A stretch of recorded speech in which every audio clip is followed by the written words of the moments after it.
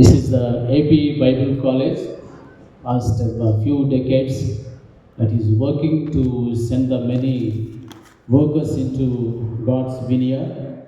So for that, there are many people who stood behind this, and they are helping to send others. So sometimes we feel it is very hard to go, right? And at the same time, it is very hard to send also.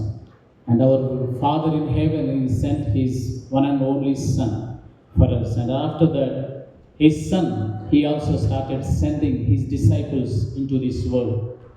But He did not send just like that.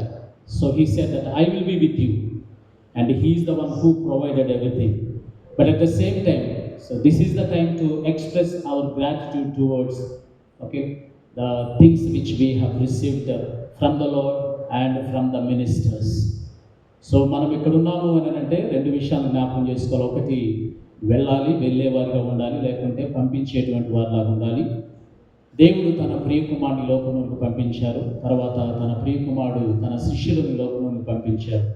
ఎందుకనగా తద్వారా దేవుడు తన ప్రేమను వ్యక్తపరిచారు. అలాగనే వెళ్తున్నటువంటి వారు, so దేవుని యొక్క కమిషన్ తీసుకుని వారు ముందుకు వెళ్తూ ఉన్నారు, పరిచర్య చేస్తూ ఉన్నారు.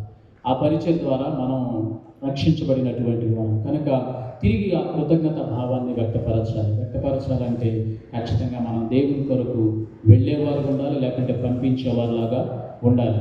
సో వెళ్ళటం ఎంత కష్టంగా అనిపిస్తుందో పంపించడం కూడా కష్టంగా అనిపిస్తుంటుంది. కానీ మనం మన హృదయాలను తెరవగలిగినట్లయితే దేవుని పరిచర్య కొరకు ఇవ్వగలం.